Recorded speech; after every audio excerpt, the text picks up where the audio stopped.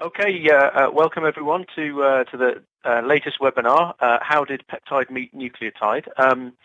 My name's David Lomas. I'm just going to introduce and then hand over to our presenters, Burkhard and Uli, for this evening. Just so you know, the document that they're presenting is a Google Doc, and there is a link to it on the Astrobiology Future website. At the end of the webinar, we'll change it around so that anyone can comment on that document, and that's where we'd invite you to get involved and to comment and discuss what you hear and to help build the document up. Also, the slides that are being presented tonight, there's a link to those on the website as well. If you go into the events section and the event for the 5th of December, you'll find a link there and you can download the PDF. Also, just to remind everyone, the event is being recorded. So when we open it up to questions and discussion later on, anything you say will be put on the internet forever for people to watch and listen to. And once the event is finished, we will put a link on the website as well so you can go back and listen again. So I think that's pretty much it. Burkhard and Uli are going to present first, and then we'll see if there's any questions from the participants. And feel free to use the chat window on Connect if you want to comment or ask questions as we go along, and we'll try and pick those up towards the end of the presentation. I think that's it. So over to you, Burkhard. Okay. Thank you for the intro, and welcome, everyone. The topic of today's paper is how did peptide meet nucleotide? There was a whole group of people that actually authored this paper, and the names of those people are seen down below here. Today we will actually, the purpose of this meeting is to refresh the memory of the people that were there, and even more so to welcome additional people to learn about this paper. But we will still stick more or less to the paper itself and discuss and give a little more background on individual parts of the paper. So those people, as I said, met at the roadmap workshop, and at the part of this workshop, we came actually up with this big board here of all those different subjects that and that was the people there at the Wallops Island, dozens of scientists. We put up the topics that we thought would be interesting to be researched on in the next 10 years. Then someone went through the work and made a nice, more readable chart of this, which is the next slide here, the spider diagram that has all those different topics on it, and you don't need to read any detail right now. I just want to show you the complexity of all those different topics that were brought up and considered worthwhile studying. So, I want you to focus more on the left here, and that's exactly where today's paper comes in. I highlighted things in red here. So it's the part of the prebiotic chemistry, and those subtopics here are kind of ordered in a likely historical order. So first you need to have sources of chemicals. They then have to form polymers, etc. And here comes in today's topic. How did polypeptide meet polynucleotide? So before we talk about our paper, I want to show how we think our paper is connected to other projects, at least the ones that are here on this slide. So first, the synthesis of oligomers, and we have had already a webinar on this. Then yesterday, Irene and Lauren and Nick presented the paper on how did macromolecules gain function. And then today we will see about peptides and nucleotides.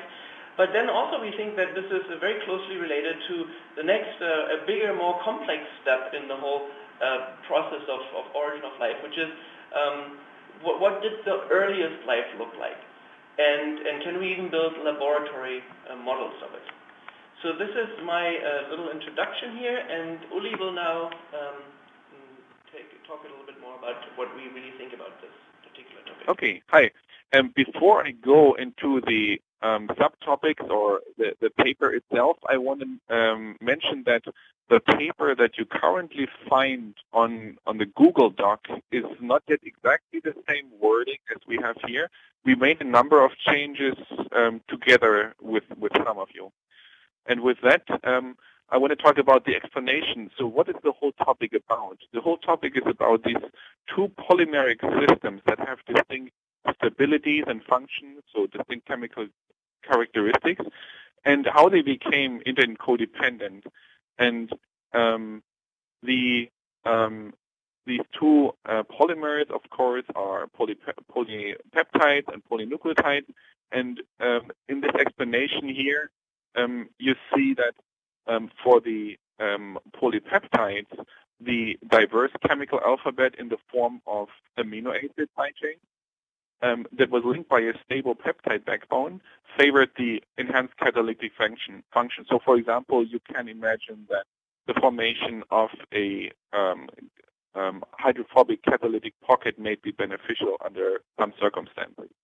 And in contrast, for the polynucleotides, a small chemical alphabet, meaning the nucleobases, linked by a self-repulsive backbone, meaning the negatively charged polyphosphate phosphate ester backbone in DNA RNA, they favored information transfer.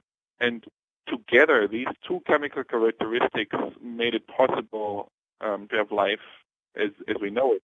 And as a little example here, just one peptide, one ribozyme as an example for the RNA, and here you have an RNA protein particle, in this case RNA-SP, to illustrate what this whole thing is about. And the next part of the paper is about why do we care? Why is this important to the study of origins of life? And the reason is that because we know that extant life relies on the interactions between proteins and nucleic acids, this likely or probably was also true for early life forms. And you can think about two different types of peptides that were involved in these interactions. First of all, these peptides could have been prebiotically generated. These may have been very short peptides. They may have had a very specific amino acid composition. But they may have been very important in early stages of life. And in contrast, once you had translation originating, you were able to form much longer peptides that probably much longer peptides and probably allowing much more complicated structures to arise. And that's the reason why translation is such the invention of translation is such an important step in the origin of in early forms of life. And therefore, a better understanding of how nucleic acids and peptides depend on each other will show some fundamental constraints on how life forms build on these two polymers. Here you see an example with short peptides illustrated as these red dots, and this blue is the RNA. Here you see this RNA together with a longer, more structured polypeptide that may allow a more complex function. And with that, I hand back to Burkhard. So now we will go through I think 13 different sub-questions that we defined as a group. So that's very similar to the other papers. And we will just go through them one by one slide at a time. Some Uli will present, some I will present. And I'll start with the first sub-question here that reads, what is the origin and the history of the genetic code?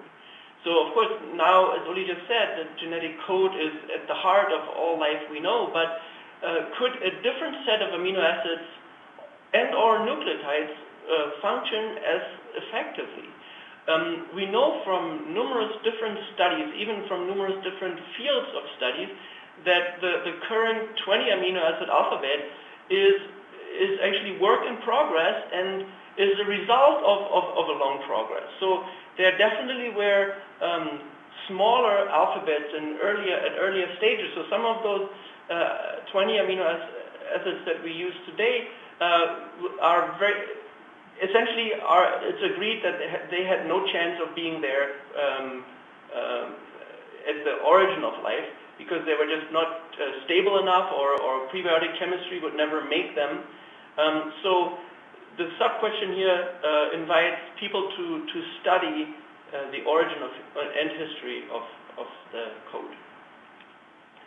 The second question is related to peptides and proteins again, and it's the question is the peptide backbone that we see today is exceptional in its small set of highly stabilized secondary structures.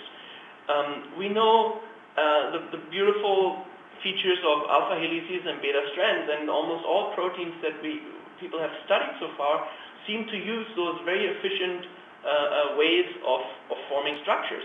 So that works really, really well. But is that the best solution ever? Probably not. So is it a frozen accident then? So we invite people to study this and maybe think about alternatives, things that I definitely have no idea about, but could maybe provide similar structures and possibly functions. Then the third question, Oli will present. So the third question is then switching from peptides to the nucleic acid portion, and it's asking the question, was RNA the first genetic polymer, or was there a pre-RNA world? And a number of people have studied those possible different pre-RNA nucleic acids, for example, TNA for threose nucleic acid, GNA for glycerol nucleic acid, or diverse PNAs for peptide nucleic acid. And you can also state this question more generally, and you can say, are the extant biopolymers as RNA and DNA and protein, are they creations of biology? Meaning, were they invented by an evolving living organism, or were they incorporated in their current form from a prebiotic chemistry and then continuously made by biology? And here you see, as an example, this is where RNA was the first biopolymer. This is where TNA was the first pre-RNA world, and then there was an RNA world. And here you have GNA and PNA having the different pre-RNA world functions that later evolved into the DNA, RNA, protein world. And with that, we come to the sub-question number 4, which is asking, did the RNA world utilize prebiotically produced peptides? So here, as an illustration, you see short peptides, for example, 2, 3, 4 amino acids on, and they may have been useful for a catalytic RNA. For example, an RNA has a harder time, or a polyarginine may have been useful for a ribozyme because the polyarginine has lots of positive charges and may help binding certain substrates. Or it could be that those peptides that are then used by the RNA world, they were entirely made by the RNA world themselves, invented by the RNA world. You have these little dots symbolize amino acids that were then polymerized into long peptides that could fold into structures that directly help these ribozymes. So the question is, can we distinguish between these two scenarios? Were prebiotic peptides useful for ribozymes, or was it really that the RNA world needed to invent their own peptides? So the next question that we came up with is, can non-encoded peptides replicate and evolve? So that's a little bit related, because if you don't have the system that we see nowadays in extant biology, would it still be possible to replicate and evolve? And I found a figure here from a paper that people have done, but that's just one example, and I'm sure there are many more possibilities out there that would be worth studying. So in sub-question 5, we are starting to look at molecular fossils that we can find in extant life. In this case, we are looking at non-coding RNAs, such as ribosomal RNA, RNase-P, tRNA, mononuclear RNAs, and others. And we are asking, did these RNAs or ribozymes, did they have a role in early forms of life? Because we may be able to extrapolate back and say something about the RNA world or early forms of life by extrapolating back with these functions. In question number 7, we're asking what can existing RNA protein, metals, or cofactor interactions tell us about the history of RNA and protein.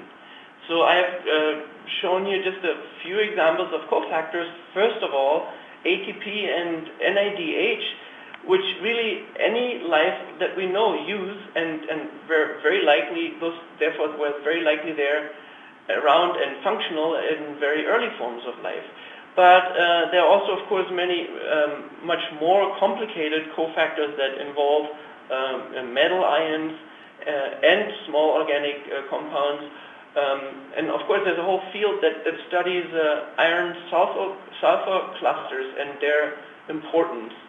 So when we study what extant biology uses today, maybe we can again extrapolate backwards and try to understand where those may have come from and how the early versions of it may have looked like. And the following question is kind of related to this. So the following question 8 is more a sub-question of the sub-question 7. So it's looking specifically of these nucleotide cofactors that we have in today's extant life form. And you all know ATP, GTP, FMN, NADPH, or FAD. And the question, or these cofactors have also been used as one piece of evidence that there was indeed an RNA world, because many of these units, they wouldn't need nucleotides or nucleoside as the chemistry. They could as well be coupled to amino acids. But just the fact that these molecules that are intrinsic and coupled to many different processes and extant life forms, that they are nucleotide cofactors and not, for example, amino acid cofactors, suggested that RNA was much more important in an earlier form of life. And maybe that was the reason why the sub-question 8 was taken out of and focusing in a little bit more from sub-question 7 to find, did early forms of life, did they really use these nucleotide cofactors, and what can you learn about the metabolism, for example, from their possible importance in early forms of life? So we then also thought it would be worthwhile to study how the robustness or evolvability of a single polymer world may or may not differ from a dual polymer world. To be entirely honest, I'm not a specialist in really studying robustness or evolvability, but people do study evolvability for proteins or for RNA. Evolvability for whole dual polymer world is a little more complex and therefore also more difficult to study. But those two factors, robustness of a system, but also the able to evolve, are absolutely crucial to make progress in the history of life. And so, just like many of the other questions, this is a very open and broad invitation to people that have ideas how to study this. So the roadmap as a whole is not meant to be, as far as I understand, like a cookbook on what experiments should be done. It's rather a collection of questions that should be answered, and then people should really be as creative as possible to come up with their way of addressing those questions and hopefully finding some answers. And so sub-question 10 may feel a little bit like sub-questions 6, 7, 8, where we looked at small molecules. But in contrast, in the sub-question 10, we are looking at covalent modifications of RNAs or proteins that may have helped the function of RNAs and proteins. And you may know the RNA modification databases or protein modification databases, and you know that there's more than 100 different modifications, some of them really exotic, that may have been generated for the first time during a very early form of life. So the question is, what can we say about the early form of life by looking at today's RNA modifications and today's protein modifications? How were they possibly used in early forms of life? So in the question 11, we invite people to study the origin and structure and assembly of a proto-ribosome. So the question also involves, can we deduce those properties from the extant ribosome? What is the evolutionary pathway to the modern ribosome? And of course, the modern ribosome was given to us by those Nobel laureates here. But of course, they just figured out the structure. Really, it came from something much, much more simple. And several labs are actively studying this already. But I'm sure there are always more ways of hacking away at this very, very important scientific question. Because really, today, the ribosome arguably is where nucleotide and peptide really meets in extant life, and that's really the topic of our paper, of the whole paper today. So in sub-question 12, we are trying to think a little bit broader. So we are always thinking about that there was a catalytic and genetic molecule such as an RNA inside of a RNA world organism or an early world organism, and amphiphilic molecules forming lipid membranes around. It makes a lot of sense to think about it this way, but there may be other possibilities.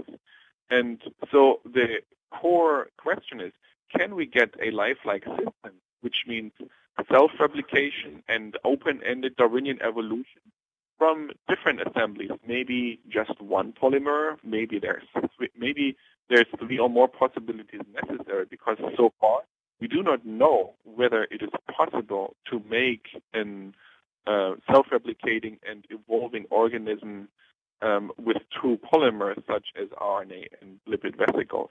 So this is more trying to think more broadly about the polymers we have in early organisms. And for sub-question 13, I need to say that Burkhard and I, when we were working on this document, we were adding this sub-question because we felt there is a little bit of a gap in the existing sub-question.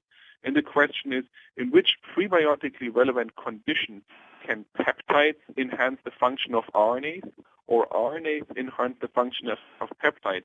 And as an illustration down here, you may have RNA molecules that are inefficient catalysts.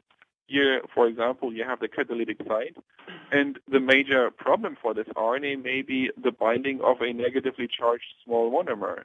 However, when you have the help of a small positively charged peptide, you may be a much more efficient catalyst.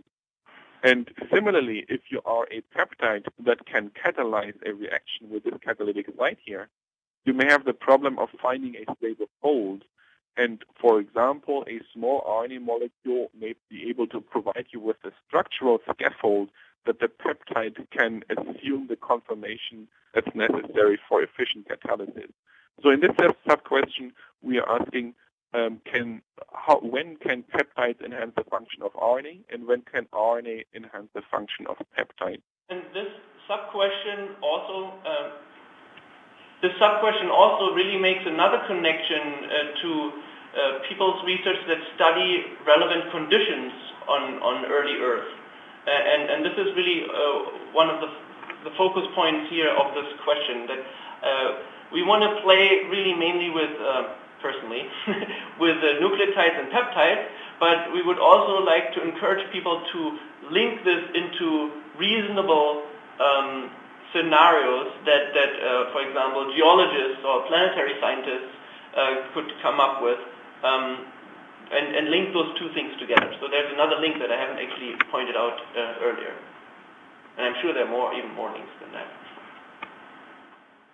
And with that, we're at the end, and we're asking for your suggestion and discussion on, that's the question that Burkhard wrote, what is your most valued research question worth investigating in the coming 10 years?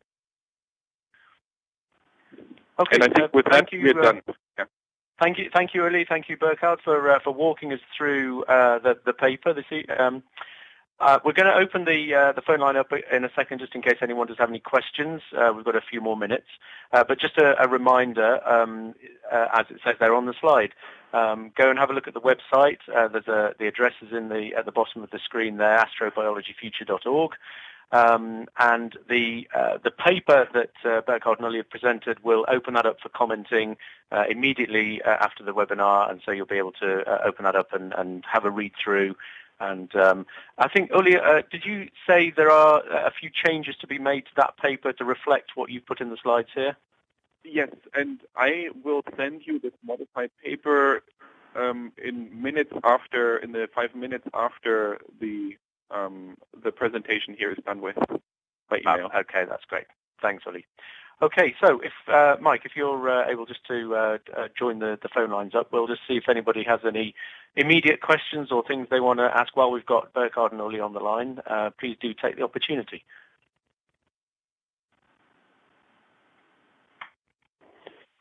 Hello. This is Nick Hudson. Hi, who's that? Hi, Nick. This is Nick, as part of half of Lauren and Nick. Mm-hmm. Go ahead, Nick. Georgia Tech. So I like what you guys presented. I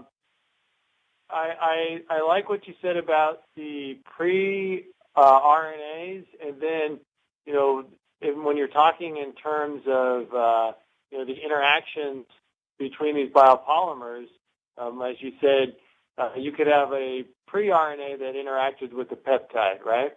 So where you had that, I think. So that, go back further.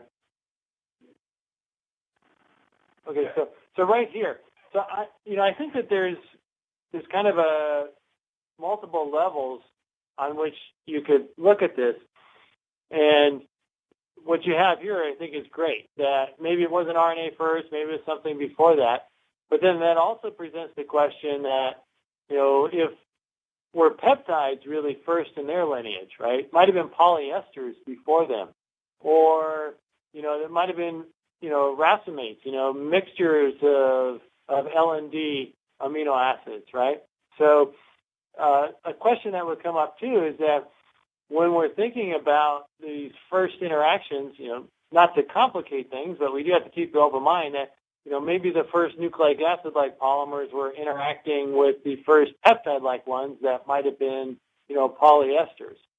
And I think that that's important. Of course, it doesn't at all supersede the work to look at, small peptides interacting with, small RNAs and seeing how their cooperation gets going.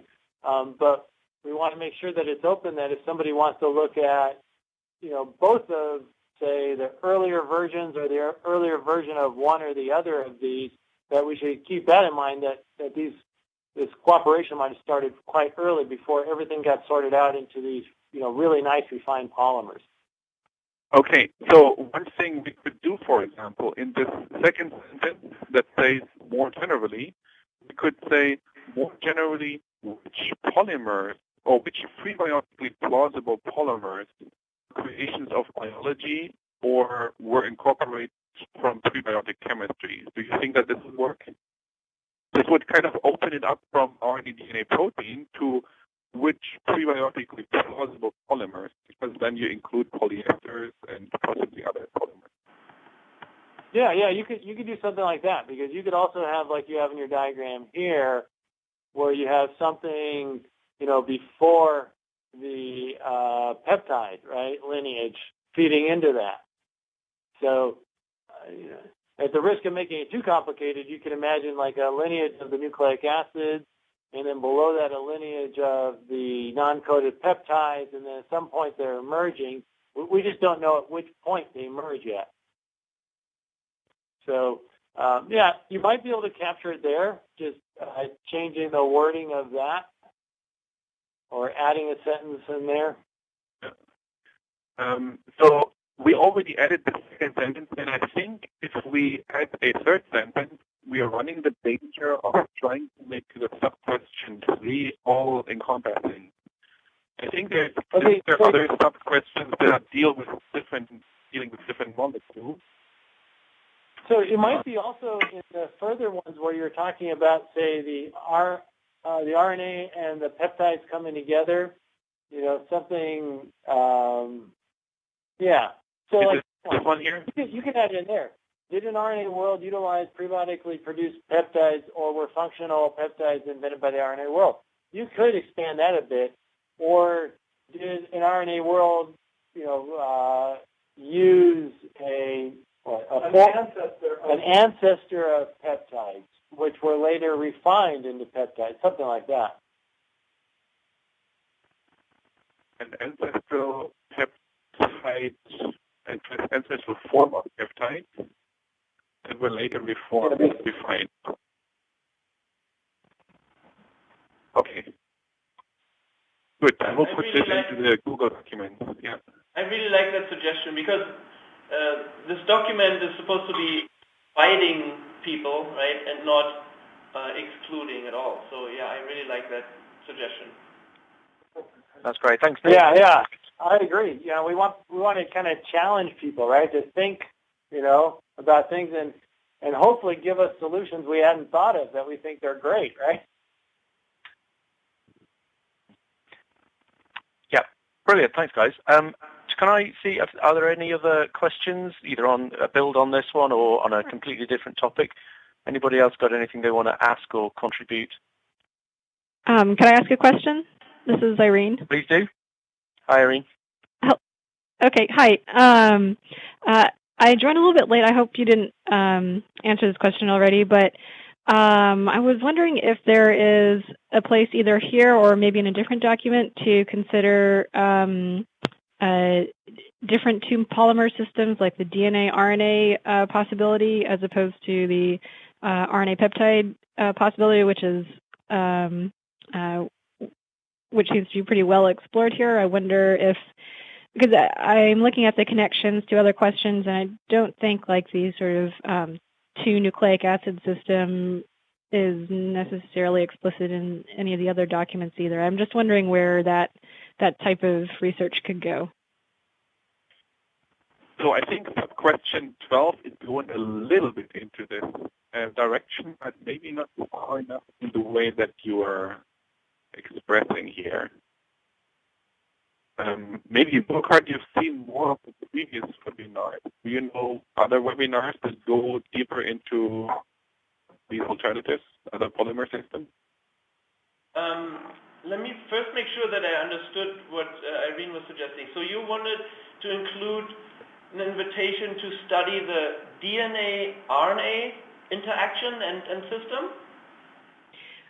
Right. Like, I guess I've seen some advocates for a DNA-RNA world preceding the DNA-RNA protein world. I don't know how popular that scenario is, but I just wonder if a two nucleic acid system might be something we want to invite. We could also say that at the point where we say, was there a pre-RNA world, you could just replace one of these ones with a DNA. Is that what you mean? That we may have had a DNA as a pre-RNA world? I mean, you are saying, for example, based on, and then you list a few. I mean, that clearly opens the way for anything else that people can come up with and make sense, right? Okay. Maybe. Hi, this is Andy Ellington. So I also, like Irene, was just able to get on the call. I was on the call yesterday where people were considering, sort of the evolution of function, and so maybe this is meant to be, far more delimited towards, where did the RNA world come from, or something along those lines. But most of what I've been hearing and seeing so far seems really constrained. Like Irene brings up, what about DNA? Sure, but there's a lot more what ifs. I mean, a lot of what even as you were flipping through the slides, it's like, okay, if we want to explain this natural world, these are reasonable questions. If we want to explain the possibilities of origins and the possibilities of living systems, these questions, even these thrusts, seem very constrained to me.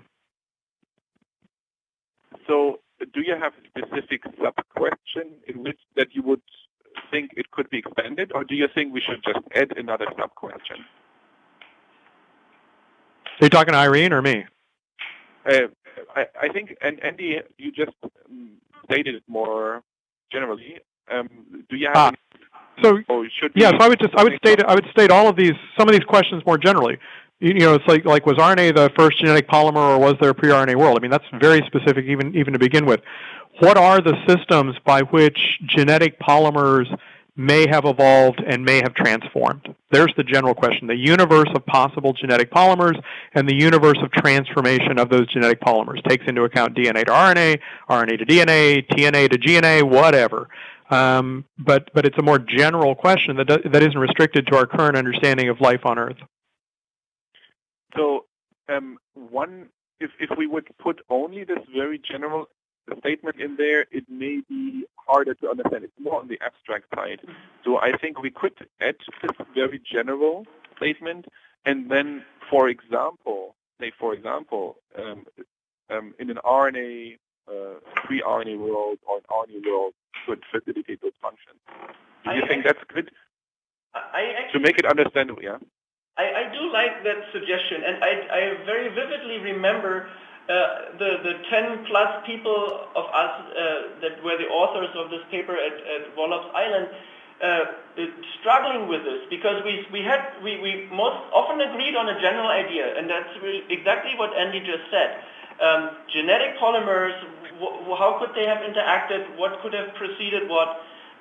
But then someone said, oh, how about this? And then we said, okay, let's write it down too. And then someone else said, oh, how about that? So then we struggled to get all those different examples in there. But one way out is to just phrase it broadly enough, and then maybe give 2-3 examples, but make the emphasis on the broad, all-inclusive way of phrasing it. And I encourage Andy to go to actually the very paper that will be open for comments again, as I understand, later today, and just suggest alternative phrases. Because I think that, as far as I can tell, everybody agrees that it should be general and inviting to people that are more creative than what has been out there. Yeah, and sorry, go ahead, Irene. I'm sorry. I was just going to say, this is actually Lindsay. One of the things so I'm listening too. So this, I mean, you can tell that with the different sort of the groupings in the spider diagram, that there's certainly sort of different communities that are mostly in one grouping or another. And so I don't know how much you guys have listened to the presentations for the formation of habitability side of the spider diagram all the way to the right. But actually one of the things that they did was they actually combined 3 papers and then spit out 3 different papers that were related. But basically, they sort of had decided that 3 of them were not quite worded correctly, and the way the field is done, you know, they felt that it would be better if they, you know, took a little bit from one and a little bit from the other and a little bit from the third and made, you know, 3 different papers out of it. So if you guys feel like, you know, the side that, you know, the left side over there, the prebiotic to biotic chemistry, isn't quite divided properly, you guys can definitely, you know, combine, synthesize, and separate out those papers into other forms if you feel that better represents the research that's being done and the research that you guys want to do in the next 10 years. Actually, that's very, very encouraging, Lindsay. I mean, relative to the discussion we had yesterday where I was worried that folks were getting too enmeshed in, you know, sort of their own directions. The notion that, you know, there could be that synthesis even at this level sounds like it's very productive. Yeah, the example for the formation of habitability side was sort of, there was a question about whether or not the difference, for instance, the difference between studying habitable environments and inhabited environments in our solar system are 2 very different things, as opposed to studying either inhabited or habitable environments outside the solar system. You know, whereas there are definitely sort of 4 different topics there. Outside of the solar system, we really only have one way to explore that right now, and so that's certainly like a different topic. And right now, I think in this spider diagram, we have it separated into 2. So if you guys feel like you want to combine, I don't know, 4, 5, and 6, or 5 and 6, and sort of separate out how the topics go, you know, we can facilitate that. You guys can definitely do that. Yeah, And Burkhard, I've just been busy this term. Fortunately, Lindsay says we have a chance up through January or so to comment, so I intend to comment. People will get sick of my comments quickly, as they usually do, so no problem. Don't worry, Andy. I'm looking forward to your comments. Thanks, Andy. Thanks, Irene. Thanks, Lindsay. Any other comments or questions? Oh, sorry. Could I ask a question of Lindsay? Yes. Lindsay, is the strategy document planned to be a kind of U.S. Constitution style short thing where you can kind of interpret it very broadly and generally or specifically, or is it intended to be more of a more detailed kind of many pages with more explicit instruction? You know what I mean? Well, I believe that I think that the ultimate format is not going to be all that different than our current roadmap format. Mm-hmm. So, not a 4-page document. We're not going to take, 26 3-page documents and create a 4-page document out of all of them. We're not combining it down that, we're not rendering it that much. But it's certainly not. It probably won't be 75 pages though either. So okay. It's going to be sort of somewhere in between. We're certainly not going to take, we're not going to try and maintain every word, but we're going to try and maintain, all of the work that you guys have been doing and all of the ideas you guys have been bringing up and that kind of thing. Okay, I see. Okay. Did that answer your question? Yes. Okay. Thanks, Lindsay. Any other questions? Okay, I guess if we're all done and all happy, thank you once again to Burkhard and Uli. Thank you. And I said we were going to open the document for commenting as soon as the webinar is finished. We just want to make sure that we have got the latest version of the document there that reflects some changes Uli and Burkhard have made. And so as soon as that's done, we'll open it for commenting. The link is on the website. The slide pack that you've seen in the webinar is available on the website, and as soon as we get the recording, the link will be on there as well. So hopefully you should find everything you need via the website. Okay. I have one quick question, Mike. We had 3 comments what we could change about the document. 2 of them were quite specific. Should I include these changes, or should I just give you the document that was presented here? I think if you've got some very specific things, it'd be better just to redo the online document once. So if you can include those, that would be great. Okay, good. And I have to leave in 2 minutes, so I will do it very quickly and send it to you in about 3 minutes. Okay, no problem. Thanks, Uli. Thank you. Thank you, everyone, for joining. Thanks, everyone. Thank you. Thank you. Bye.